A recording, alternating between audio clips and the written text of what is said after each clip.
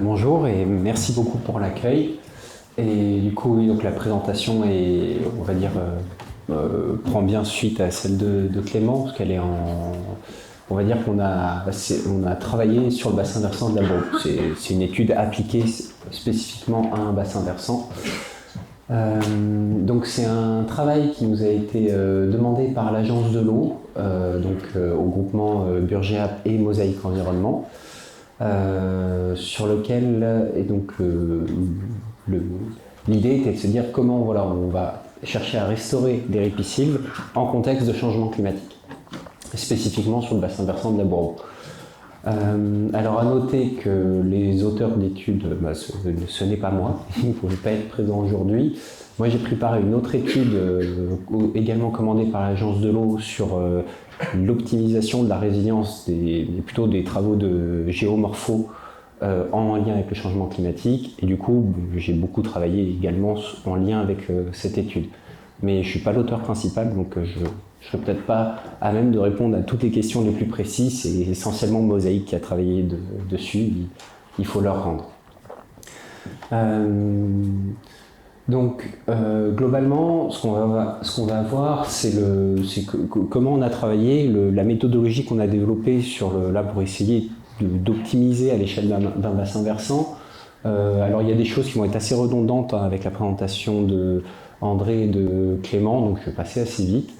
Mais globalement, on va vous présenter les ripisylves typiques qu'on peut trouver sur la Bourbe. On a fait on va dire un état des lieux, les menaces qui portent sur les ripisylves. Ensuite, on allait chercher des retours d'expérience auprès d'autres bassins versants, auprès d'autres acteurs, et ce qui nous a permis d'obtenir des recommandations par différents retours d'expérience avant d'en sortir des conclusions. Alors, le contexte de l'étude. Du coup, la Bourbe, en termes de bio et écorégion, on est dans le Jura Préalpes du Nord. Pour les ripisylves, je pense qu'on a déjà fait le tour. Ils sont nécessaires pour le bon état écologique, le bon potentiel. Elles subissent le changement climatique, les espèces envahissantes, les maladies. Et du coup, comment on peut faire pour améliorer, pour que nos schémas de restauration prennent en compte le changement climatique? Quelle place on lui donne? Est-ce qu'il est prédominant? Est-ce qu'il n'est pas prédominant? Quel impact et comment on peut le prendre en compte? Et donc, on l'a appliqué spécifiquement à la Bourbe. Alors, du coup, on a traité de la donnée bibliographique, des guides de gestion, des fiches actions, de la littérature scientifique et évidemment les études spécifiques à la Bourbe. On a eu des entretiens avec le bureau d'études biotech, avec également le bassin versant de Lazergue, et 3 visites de terrain sur 3 secteurs qui sont plutôt en tête de bassin versant, secteur 1, secteur 2, secteur 3, que je vous présenterai un petit peu plus loin. Donc du coup, les ripisylves de la Bourbe. Pour le contexte, la présentation des ripisylves, je pense qu'on a largement fait le tour. Rappelez qu'elle a plusieurs rôles, géomorpho, éco, physico-chimique, régulation de crue, thermique, paysager, socio-éco. Peut-être un petit point qui est important à noter, évidemment, Burgéap, on a toujours une approche un peu hydrosédimentaire de la chose, mais rappelez le rôle géomorphologique d'une ripisylve en termes de succession. Donc ça c'est un papier très intéressant de Korenblick de 2020. Et donc il rappelle les différentes phases. Donc la première phase, on va dire, d'une rivière, elle a une phase purement géomorphologique. Entre guillemets, ce ne sont que des cailloux qui se déplacent, qui se mettent en place, qui s'équilibrent. Ensuite, dans la deuxième phase, c'est les photos du haut, on va avoir une phase pionnière. On va commencer à avoir de la végétation qui s'installe, ou autre, elle va pas complètement, on va dire, modifier, elle commence à modifier un petit peu le fonctionnement, le transport solide et donc la morphologie de la rivière. Puis il y a une phase biogéomorphologique, la CLAD, c'est quand on commence à fixer les bancs, c'est quand on commence à avoir l'effet peigne, on dépose des fines en aval, avec une végétation plus ou moins développée, et donc une fixation des bancs plus ou moins importante, et donc une remobilisation de ces bancs forcément pour des crues de récurrence beaucoup plus importantes Et donc on modifie là de façon, commence à avoir une action vraiment morphogène de la végétation, jusqu'à atteindre une phase complètement écologique, où là on est dans des boisements matures ou au stade d'effondrement, mais dans lequel on est dans quelque chose de complètement où on va dire la biologie, le végétal a pris complètement le dessus, et c'est qu'en passant par des événements, on va dire, extrêmement importants que du coup on va revenir sur dynamique, que ce soit un incendie, que ce soit quoi d'autre, une lave torrentielle ou quelque chose de vraiment majeur. Donc ça me paraissait important à rappeler l'interaction sur la morphologie du cours d'eau. Maintenant, si on s'applique vraiment sur la bourbe, donc l'hydroécorégion, j'en ai déjà parlé, on est globalement en plaine, entre 200 et 800 mètres, et sur un climat, bon, il fait environ 10 degrés, il y a 110 jours par an de pluie, il pleut environ 1 mètre, entre 900 et 1200 mm. On est sur des alluvions post-vurniennes, on est sur un retrait du glacier sur un socle molassique, avec de temps en temps du calcaire donc crétacé ou jurassique. Et en termes de réseau hydrographique, il y a pas mal de variabilité. On a des bassins qui sont presque montagneux, extrêmement pentus, on en a qui sont intermédiaires, et on en a qui sont vraiment de la plaine, le fond de la Bourbe, du Cattelan, en fond de vallées glaciaires. Et d'un point de vue hydromorpho, donc on a des comblements de dépression, qui ne sont pas encore aboutis, c'est toutes les zones humides, les marais. On a une forte diversité de pentes entre des plateaux et le bas de la plaine. On a parfois des pentes particulièrement raides, avec du coup du transport solide important. On a une chenalisation qui est historique, vraiment avec une bourbe bien chenalisée, le Cattelan également, et des endiguements, et des actions de restauration morpho qui se développent depuis plusieurs années. Donc les ripiciles qu'on a croisés sur la bourbe, donc les grandes caractéristiques générales, on a le cordon boisé classique, l'aulnay freinet, on a des alignements, souvent de peupliers, on a des berges qui sont purement en herbacées, ou on en a purement en exotique envahissante, et spécialement en renouée. On retrouve le chiffre de Clément, donc 28 km de berge en renouée. Donc l'état de référence, on n'en a plus, puisque tous les linéaires sont influencés par les aménagements anthropiques, et on a étudié 3 secteurs un peu plus en détail. Vous allez voir là. Bon, je pense que vu l'heure, je ne vais pas rentrer plus en détail, mais c'est intéressant de voir que sur certains, d'un point de vue hydro, on est sur des contextes lentiques, d'autres des contextes lotiques. On peut voir sur certains où là on va dire on peut supposer du coup que la nappe est peu profonde, et du coup on est plutôt bien connecté. Pour d'autres, on commence à être un petit peu plus perché, et on retrouve sur les espèces, globalement, on va sur du chêne pédonculé, du frêne, de l'aulne, et avec plus ou moins de diversification. Donc beaucoup d'essences forestières, et par contre qui dépendent beaucoup des conditions physiques du secteur, que ce soit en termes de topo, que ce soit en termes de morpho, que ce soit en termes de géol. Ensuite, Mosaïque a recoupé ses observations par rapport à la biblio, donc au carnet d'habitat de l'Isère. Donc ils ont sorti 14 habitats potentiels, donc ça va de la chênaie pédonculée jusqu'au aulnay marécageuse, et donc ils ont traité l'ensemble de la biblio sur ces fiches qui existaient déjà. Ça, c'est un petit rappel du programme de la Bourbe, mais qui a été largement détaillé par Clément, donc je ne vais pas revenir dessus. Ce qui est important de retenir, c'est qu'il a commencé de 2002, et que là, il y a un nouveau programme, 2022-2026, qui est en place. Donc les menaces. Donc maintenant, on sait de quels ripicides on parle. Maintenant, on va chercher à savoir quelles menaces portent sur ces ripicides. Tout d'abord, les espèces exotiques envahissantes. On en parle ici. Et la plus problématique sur le bassin versant, ce sont les renouées. Il y a d'autres espèces, comme le dit Clément, Budleia, Negundo, Élante, Robinier. Et il y a déjà de la gestion qui a été largement développée. Il y a les changements climatiques. Donc les prévisions, on va dire, si on résume grossièrement, si on part sur un RCP 8.5, donc pas de politique climatique, on attend plus 1,5 degré en moyenne annuelle pour 2035, c'était le cas l'année dernière, plus 2 à 3 degrés en 2085, une pluviométrie plus 4 à 6 jours de sécheresse 2035, plus 6 à 10 jours en 2085. Ce qui est important à retenir là-dessus, c'est que ces tendances, ce sont des tendances. C'est-à-dire qu'on ne sait pas en 2085 quelle température il va faire. On ne sait pas en 2085 quelle pluie on va avoir.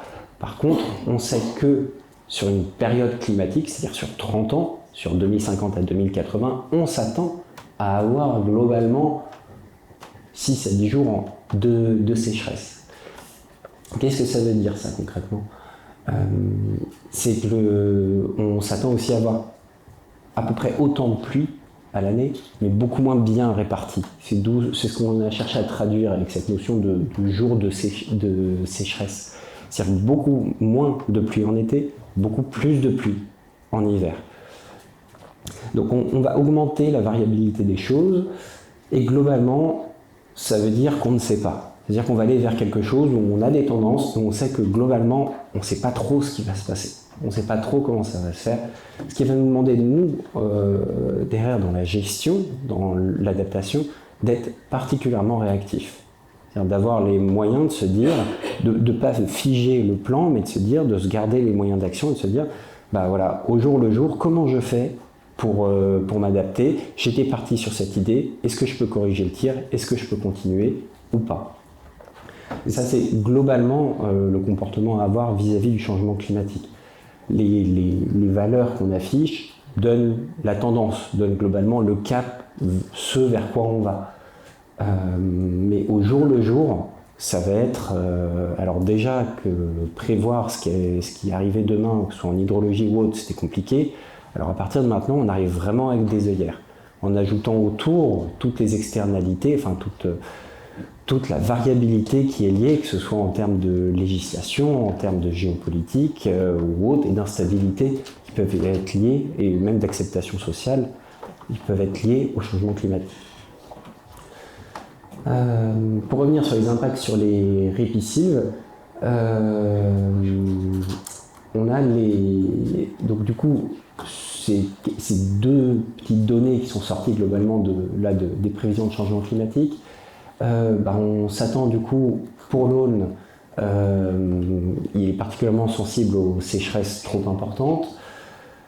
Il y a des meilleures résistances quand la structure verticale est évidemment bien implantée, et plus on a des racines profondes, et surtout s'il y a la nappe qui n'est pas très loin.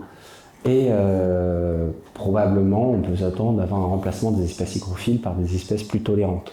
Bon, maintenant qu'on a dit ça, bon, voilà. Et dans les autres risques qui pèsent sur les ripisylves, ça a été largement évoqué, mais les maladies, la calérose du frêne, le phytophthora pour l'Aulne, et puis la graphiose de l'orme, qui était plutôt les années 80, mais qui fait qu'on n'a plus beaucoup d'ormes non plus. Donc, revient la question de comment on traite ces questions-là dans nos nouveaux plans. Donc là, on allait chercher des retours d'expérience. On va savoir qu'est-ce qui se fait ailleurs, comment on peut faire, comment on peut avancer. Donc sur le bassin versant, Azère-Breven, donc ils ont une gestion des espèces envahissantes depuis 2004. Leur objectif, c'est d'éviter la dissémination et de limiter l'expansion des sites envahis. Donc beaucoup d'arrachage manuel, de fauche, de plantation et de restauration de la morpho, parfois avec éco-pâturage. Les résultats, c'est une nouvelle dynamique végétale. Notamment, ils nous citaient l'exemple du rôle du saule pourpre, et une nouvelle dynamique de la morpho dans les secteurs restaurants.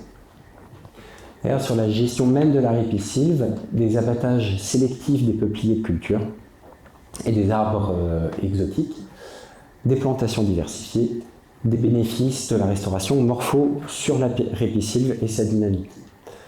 Et pour la maladie, la calarose, elle est arrivée en 2010. Donc du coup, on limite la plantation des frênes. Pour l'Aulne, pas de phytophthora constaté a priori. Et la ripisylve, a priori, est sensible au changement climatique, 30% de mortalité suite à la canicule 2003, mais les effets sont encore trop récents.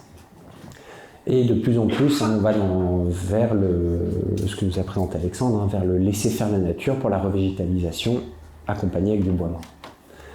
Ce qui est important, là, je fais lien avec, parce qu'on cite 30% de mortalité suite à la canicule 2003, on va dire le problème ou l'avantage sur une ripisylve, c'est comme sur une forêt, c'est-à-dire que l'impact du changement climatique, c'est pas il va faire trop chaud, il va faire trop froid, et elle va mourir. Non, il faut bien se dire qu'on est sur un écosystème, donc on est sur quelque chose de dynamique et évolutif, donc on va aller plutôt vers un dépérissement. Et ça, c'est plus difficile à voir, c'est plus subtil, et c'est suite à plusieurs années de sécheresse, ou c'est suite à un événement extrême, qu'on voit des baisses de houppiers par exemple, ou des pertes de certains individus. Et c'est toujours pareil, et c'est ce qui est compliqué également en communication avec le changement climatique, c'est qu'on ne va pas avoir un moment où on va dire « Waouh, j'ai perdu toutes mes ripisylves, il y a tout qui meurt ». Non, c'est que ça se dégrade. Et encore une fois, on est sur un écosystème, on est sur quelque chose de dynamique. Et donc, dans l'absolu, des espèces exotiques, à la base, des espèces exogènes, c'est normal qu'on en ait. C'est normal qu'il y en ait dans des écosystèmes. Mais un écosystème qui est résilient, il reçoit une espèce exotique, il l'accueille plus ou moins, il lui laisse plus ou moins sa place, et à terme, il apprend à évoluer avec elle. Peut-être qu'elle finira par dominer, peut-être qu'elle finira pas par dominer, ou juste s'installer, à trouver sa place. Ça, c'est dans un écosystème résilient. Là, quand on est sur des écosystèmes qui sont extrêmement altérés, et qui en plus subissent un changement climatique, lorsqu'arrive une espèce exotique, elle peut devenir tout à fait envahissante, puisque le champ de la niche écologique est largement laissé, l'écosystème n'a pas sa résilience pour faire face à cette espèce envahissante, enfin cette espèce exogène qui devient envahissante du coup. C'est important d'avoir ces notions, puisqu'on va voir en gros, je vous spoil un peu, mais la conclusion c'est de dire, ce qu'on se dit déjà depuis de nombreuses années, mais il faut des projets de restauration globaux, c'est-à-dire que quand on traite les choses, le problème, c'est pas le changement climatique. Le problème, c'est pas juste que les ripisylves soient malades. Le problème, c'est l'ensemble. C'est qu'on a un mauvais état hydromorphose, c'est qu'on a du changement climatique, de la maladie ou autre, et c'est le cumul de tout ça qui, du coup, crée des désordres et crée un mauvais état du coup écologique de l'écosystème, avec du coup des pertes de l'ensemble j'ai oublié l'autre terme à la mode en ce moment, des services écosystémiques. Bon, du coup arrive la question, quelles espèces replanter? Alors du coup, changement climatique, hausse des températures et évapotranspiration d'office. Parce que vous avez tous entendu ce chiffre, si on ajoute 1 degré dans l'air ambiant, je peux y faire entrer 7% d'eau en plus. Bon, voilà, qu'est-ce qu'on en fait? Ça veut dire que du coup la différence de potentiel entre mon arbre et l'air ambiant, du coup augmente. Ce qui veut dire que l'évaporation, la différence de potentiel augmente, donc l'évapotranspiration. Baisse de l'hydrologie des cours d'eau, spécialement en été, et des niveaux des nappes alluviales, en lien avec les prélèvements également, puisqu'on a plus de stress, puisqu'on a plus d'évapotranspiration, donc plus de besoins d'irrigation par ailleurs, donc baisse des niveaux des nappes. Des sols qui s'assèchent plus rapidement, différentes maladies et des espèces exotiques envahissantes. Donc, pour les espèces indigènes ou les espèces de proximité, ce qu'on a noté, c'est qu'il y avait des espèces indigènes du bassin de la Bourbe qui devraient faire le boulot encore. L'aulne glutineux, le saule blanc, le frêne, le chêne pédonculé, l'érable plane, le charme et l'aulne blanc. Et ensuite, on a ouvert aussi la porte à la migration assistée, on va dire, des espèces d'autres bassins sous influence méditerranéenne, donc la partie plutôt aval du Rhône, des peupleraies blanches, des freineurs ormais, donc notamment le frêne angustifolia, des saulaies arbustives et des saulaies blanches. Et on voit qu'on a une forte similarité entre les systèmes médio-européens et méditerranéens, et la différence sur la structuration et l'abondance de boisements mésophiles. Bon, cette phrase, j'ai pas tout compris, pour bien vous le dire. Mais globalement, ce qu'on dit, c'est qu'on a déjà de quoi faire en local par rapport à ce à quoi on s'attend, notamment avec des espèces qui ont un enracinement assez profond. Et on a la possibilité, parce que les structures sont similaires, de faire remonter des espèces qui devraient être accueillies sans trop de difficultés. Et donc aller vers de nouvelles communautés phytoécologiques. Alors, pour les espèces, celles qui sont conseillées, on ne va peut-être pas tout détailler, mais dans les arborescentes, on retrouve les aulnes, saules et frênes, accompagnés d'espèces plus mésophiles, donc les érables notamment, hein, que ce soit plane, sycomore ou champêtre, le charme, le chêne évidemment pédonculé, l'orme, les tilleuls, en fonction des types de riz et des profils de secteurs. Ça, vous le verrez derrière, notre rendu, c'est entre guillemets des fiches de plantation selon les typologies de cours d'eau. Si possible, concernant les maladies, essayez d'utiliser des variants qui sont résistants ou des pépinières qui ont été créées à l'occasion sur le bassin ou des pépinières proches. À noter que le Phytophthora, majoritairement, on le trouve il y a une grande partie des pépinières sont contaminées.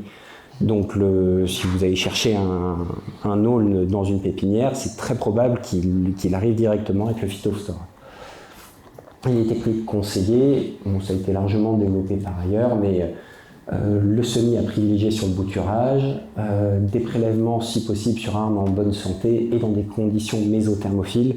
C'est différent d'aller prélever sur un chêne où on va dire un aulne qui a les pieds directement dans l'eau ou un aulne qui est qui est sur une terrasse, qui est déconnecté quasiment de la nappe. Parce que lui, la génétique qu'il a et l'adaptation qu'il en a trouvée est complètement différente. Là, pour le coup, on retrouve la fonction des habitats phytosociologiques. On va dire une aulne effrénée, si elle est en cordon révulaire ou si elle est perchée sur sa terrasse, c'est pas la même chose.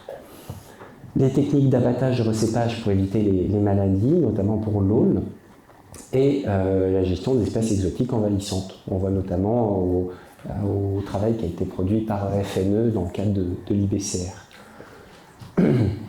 Les bénéfices d'une restauration hydromorphologique. C'est ce que je vous disais, il faut vraiment avoir une vision globale, au-delà de l'écosystème, de l'hydrosystème au sens large. On va dire que si on reste sur une morpho qui est altérée, on va peut-être améliorer les choses, mais on ne peut pas optimiser au maximum les choses. C'est un frein pour, on va dire, pour chercher un objectif, pour aller chercher typiquement le stage 0. Alors qu'à contrario, si on part sur une restauration morpho préalable, derrière on cherche à bien faire fonctionner les choses, on cherche à donner de la résilience à l'hydrosystème, dire voilà l'espace de mobilité du cours d'eau, voilà la place, la mobilité latérale, verticale, longitudinale. Et à partir de là, on peut commencer à se dire, bon, maintenant je laisse faire la nature. Quitte à venir tous les ans, très régulièrement, en vérifiant qu'il n'y ait pas d'espèces envahissantes qui se mettent en place. Mais pour pouvoir laisser faire la nature, c'était les échanges avec Alexandre, il faut du coup donner les clés à l'hydrosystème d'avoir au moins un petit peu de résilience. Donc on n'avait pas sur la bourbe pas de carte des tronçons homogènes selon ces critères, mais en indicateur simplifié, on peut se dire que la morphologie est très altérée lorsque le débit de plein bord est très supérieur à la crue biennale, ce qui veut dire qu'on a une crue biennale qui n'est pas débordante. Normalement, on estime qu'un cours d'eau il déborde à partir de Q1,5, on va dire, dans ces eaux-là. Ça signifie qu'on a eu un recalibrage ou un endiguement, et ou que W sur P, donc largeur sur profondeur, est faible, moins de 10. Donc c'est une rivière à méandre qui aurait perdu son espace de bon fonctionnement. Ouais, ça marche, j'arrive au bout. Donc voilà l'exemple d'une bourbe originale et de la bourbe recalibrée. Voilà ce vers quoi plutôt on préfère tendre. Voilà la bourbe recalibrée, et voilà la bourbe, là c'est la bourbe restaurée à Bourgoin. Et donc alors les actions de restauration hydromorpho, je ne vais pas m'étaler dessus, vous les connaissez sûrement, donc ça joue sur toutes les fonctionnalités du cours d'eau et les typologies d'actions qui ont été faites par l'OFB, sur que ce soit le matelas alluvial, les annexes hydrauliques, le reméandrage. Bon, ça c'est des choses qui sont connues. Et pour aller sur les conclusions, donc le risque de dégradation des ripiscides face au changement climatique est à prendre au regard de la prolifération des espèces envahissantes, du plus ou moins mauvais état géomorphologique et des maladies. Plusieurs solutions pour nous on va dire, qui se dégagent franchement pour gérer et restaurer les ripicides, c'est d'abord une restauration hydromorpho, qui peut, selon le secteur, qui peut s'avérer vraiment nécessaire. Pour rendre le cours d'eau sa dynamique, son espace de bon fonctionnement, et du coup, ses fonctionnalités et sa résilience. Et s'il est résilient, on peut se dire que face au changement climatique, il arrivera à encaisser plus ou moins les coûts, et nous, nos moyens d'action derrière seront plus faibles. Enfin, nos moyens d'action. Les coûts à mettre en œuvre derrière seront plus faibles, s'il a déjà sa résilience. Et l'accompagnement par des plantations, une fois que le cours d'eau est restauré, ou si il n'est pas trop dégradé, là ça peut être directement de la plantation. Elle doit être effectuée dans certaines conditions, donc attention notamment aux maladies qu'on peut importer des pépinières, attention aussi aux espèces qu'on prend, on va dire qu'on n'est pas uniquement des clones ou des cultivars. Donc ça, j'ai vu qu'il y avait une présentation sur le label végétal local, donc je ne vais pas m'étendre là-dessus. Et du coup, le suivi de ces plantations pour limiter le risque d'échec. Donc le bassin de la Bourbe peut abriter différents types de végétation forestière de ripicides, selon les conditions écologiques du cours d'eau, je vous le présente juste après. Et en fonction de ces conditions, on va dire le rendu de notre expertise, c'est de considérer une liste d'espèces à replanter selon l'état. Pour les maladies, on n'a pas complètement prescrit le frêne notamment, mais il y a des conditions qu'on a précisées. Donc voilà le rendu, j'ai pas mis tout le tableau complet, mais en gros on a 1, 2, 3, 4, 5 types de, on va dire, topo profil hydro. On va dire nappe basse, berge haute, profil lentique, nappe basse, fond de vallon, profil lentique, nappe haute, berge basse, engorgée, lentique, vallon encaissé, lotique, et secteur non encaissé, thermophile, lentique à lotique. Et par exemple pour le premier, si on est dans un type de topo nappe basse, berge haute, ça déjà c'est... voilà. Type de profil hydro, on est en lentique. Type de végétation de ripicide présente a priori naturellement, l'habitat de référence, chêné pédonculé, freiné ormé. Les espèces arborescentes qui sont conseillées pour la plantation, donc 3 c'est le plus dominant et 1 le moins dominant. Donc voilà les abondances, on voit que notamment c'est le chêne pédonculé qu'on recommande le plus. Et les conditions particulières pour certaines espèces, notamment les zones et les frênes, non dominants, avec des prélèvements de graines sur des arbres sains. Et la même chose pour les espèces arbustives avec des indices d'abondance. Donc pareil, après, pour les 5 typologies qui sont rencontrées. Donc voilà, je vous renvoie sur lui. Il y a des films qui ont été faits sur la restauration du tronçon de la Bourbe, qui donne un bon exemple de ce qu'on peut faire d'une rivière complètement chenalisée à une rivière qui a plus de diversité. Merci. Merci.